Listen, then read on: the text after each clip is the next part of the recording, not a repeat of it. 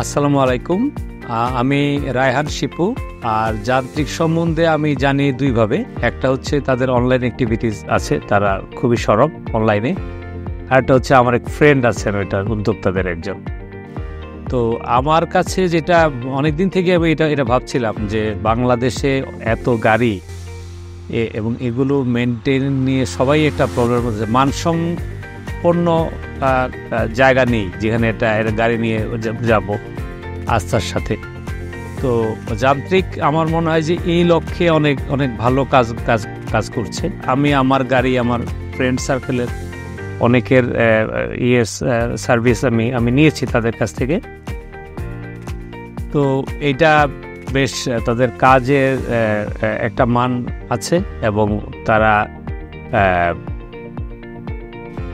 মানে এটা প্রাইস এবং অন্যান্য দিক আমি দেখেছি বেশ ভালো।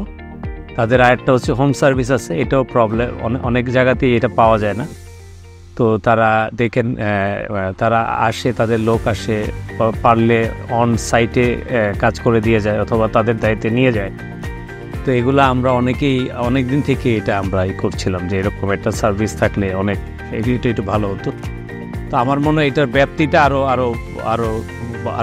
বাড়তে পারে এবং এটার চাহিদা অনেক বেশি।